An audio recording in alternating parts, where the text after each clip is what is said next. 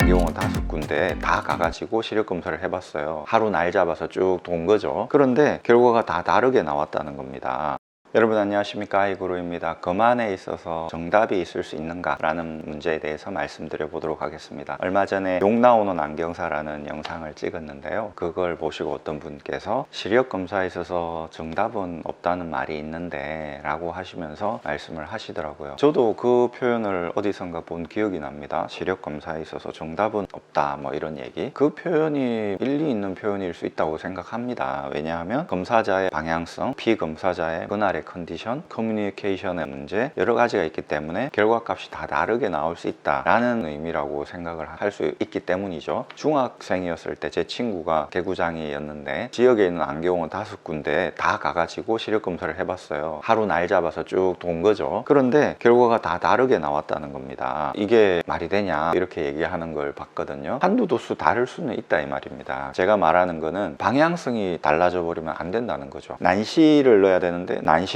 3도수, 4도수 상당히 있는 눈인데 난시가 없는 눈이다 라고 진단을 하고 그렇게 처방을 해버렸거나, 원시인데 근시를 처방을 해버렸거나, 그런 식이 되면은 안 된다 이 말이죠. 예를 들어서 트럭이 있다고 해보자고요. 평지에서 주차를 할 때는 그냥 사이드만 올리면 되는데 언덕바지에 주차를 한다고 해보자고요. 사이드만 올리면 안 되겠죠. 트럭이니까 1단 기어나 후진 기어 둘 중에 하나를 넣어야 됩니다. 1단 기어를 넣어야 될까요? 후진 기어를 넣어야 될까요? 1단 기어를 넣어야 되는 거죠. 내리막길에서 주차를 해야 된다. 그러면 어떻게 해야 될까요? 후진 기어를 넣어야 됩니다. 순간적으로 헷갈리신 분도 많으실 겁니다. 이렇게 되면 내려가려고 해요. 자꾸 반대 방향으로 가게끔 해놔야 된다는 것이죠. 이렇게 하면 후진을 하려고 하게 되지 않습니까? 중력이. 그런데 후진 기어를 넣으면 아이고 좋다 하고 가버릴 거 아닙니까? 반대로 기어를 넣어야 되는 거죠. 나는 위로 갈 거야.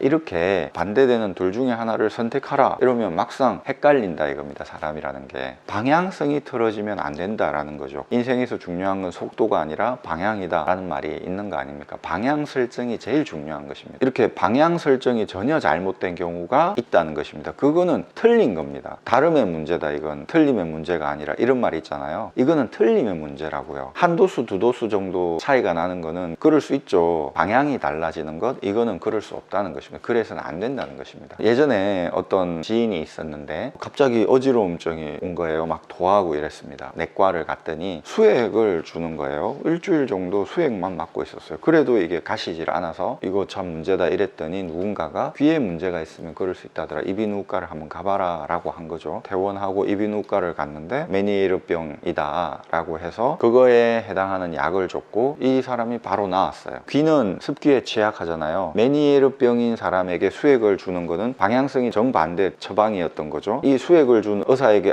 왜 이렇게 했느냐, 그렇게 했을 때 의사가 이거는 틀림의 문제가 아니라 다름의 문제다, 나는 그렇게 판단을 했다, 수액을 계속 맞으면 결국은 낫는다 라고 말할 수 있을까요? 아니라는 겁니다. 그거는 그 의사가 잘 못한 거죠. 그럼 그 의사에게 이거 일종의 의료사고다 라고 비판을 가할 수가 있겠죠. 법적으로 고소를 예민한 사람들은 할 수도 있겠지만 애매하잖아요. 이게 규명하기가 어렵죠. 그래서 그냥 넘어가는 겁니다. 아유 내가 잘못 판단했다. 그런데 그거는 환자가 잘못 판단한 게 아니죠. 의대에서 교육을 받은 의사가 이거는 귀에도 문제가 있을 수 있다라고 생각을 하고 트랜스퍼를 해줬어야 되는 거죠. 그 의사가 틀린 겁니다. 이 안경이라는 영역도 준의료 영역이잖아요. 법적으로 준의료인입니다. 안경사, 검안사는. 이렇게 진단을 하고 이렇게 처방을 해야 되는데 난시가 있는 눈이니까 전혀 틀리게 근시만 처방했다든지 아니면 원시인데 근시를 처방했다든지 이렇게 정반대로 어떤 처방을 했다면 준의료사고인 거죠. 준의료사고인 경우에 어떤 사람이 너무 예민해가지고 고소하겠다라고 말하는 경우도 어떤 분을 봤는데 이분이 안경을 맞췄는데 어지럽다는 거예요. 안과에서 처방해 온 걸 버리지 않고 가지고 있었어요. 이것과 이것이 제대로 돼 있는지 확인해 달라 하더라고요. 저에게 한 안경은 아니었습니다. 자동 렌즈 밑에 넣어가지고 객관적으로 비교를 해드렸습니다. 축이 10도 정도 차이가 나더라고요. 사실대로 이 정도 차이가 납니다 라고 말할 수밖에 없었죠. 거짓말을 할 수는 없으니까요. 그러니까 이분이 이렇게 잘못해주다니 하면서 내가 이 사람 고소할 거라고 막 하더라고요. 그런 경우도 있을 수 있다는 얘기입니다. 그런 거에 대해서 예민하게 엄밀하게 거만사나 안경사는 받아들여야 된다는 것이죠. 그 정도로 엄밀하게 해주기를 일반인들은 바랍니다. 그리고 그렇게 해야 되고요. 이 안경이라는 영역은 준의료 영역이고, 말하자면 문과의 영역이 아니라 이과의 영역이라는 거죠. 어느 정도 수학적이고 어느 정도 과학적이다. 수학이나 과학에는 정답이 있죠. 수학이나 과학에 정답이 없지는 않지 않습니까? 답이 정확하게 떨어져야 되지. 애매한 답, 이것도 될 수 있고 저것도 될 수 있는 답, 그런 게 제시되지 않지 않습니까? 수학이나 과학만 있는 게 아니고 이 세상에는 인문학적인 영역도 있다라고 하는데, 인간이 만든 이 문명이라고 하는 건 수학과 과학으로 이루어진 것이죠. 정답이 있다는 생각, 정답은 없다라는 생각, 이 둘 중에서 정답이 있다는 생각으로 만들어진 문명이라고요. 안경이라는 영역, 거만이라는 영역, 분명히 정답이 있습니다. 어제 어떤 할머니께서 오셨어요. 92살 잡수신. 원용과 건용 안경을 하셨는데, 건용 안경에서 가입도, 가까이 보는데 소용되는 가입도를 플러스 250을 해줘야 되나? 라는 생각을 처음에는 했죠. 조절력이 완전히 없는 분이시니까 40cm 정도를 보면 플러스 2.50을 넣으면 되니까, 1m가 1디옵터니까 플러스 2.5 디옵터를 넣자 라는 생각을 했어요. 만약에 플러스 2.5를 넣었다, 욕 들을 일은 아니죠. 방향성이 맞았으니까. 그런데 고수의 입장에서 봤을 때는 아니란 말입니다. 이 할머니가 왜소하신 분이고 또 나이가 있으니까 허리도 힘이 없으니까 책을 본다든지 하면 구부정하게 돼요. 팔 길이도 기골이 장대한 남자들에 비해서는 짧으니까 이렇게 본다 이 말입니다. 그러면 이 목적 거리가 40cm가 아니겠죠. 30cm가 될 수도 있고 25cm가 될 수도 있어요. 정확하게 하자면 이걸 줄자로 재가지고 계산을 해가지고 가입도를 넣어줘야 되겠죠. 하지만 그 정도까지는 아니라 하더라도 할머니가 이 정도 보니까 경험칙으로 플러스 3.0 정도를 넣어주면 되겠다라고 생각을 할 수 있는 거지 않습니까? 플러스 3.0을 넣어주니까 너무 잘 보인다 라고 하는 거예요. 플러스 3.0을 넣어야 된다라는 판단, 그런 정답을 내린 고수의 입장에서는 플러스 2.50, 단 2도수 차이지만 이거는 틀리다 라고 말할 수 있는 것이죠. 한두 도수 차이도 엄청나게 크다 이 말입니다. 고수의 입장에서 봤을 때는 그 사람이 학생이냐 구부정하냐, 배가 나왔냐, 배가 나오신 분들은 누진 다초점 렌즈를 할 때 배가 나왔으니까 이렇게 다니니까 아이 포인트를 설정해 줄 때 그것까지 감안해서 약간 아래 정도로 설정을 해줘야 됩니다. 그래야 이렇게 다니면서 잘 보이네, 보통 사람들처럼 이 정도의 아이 포인트를 맞추면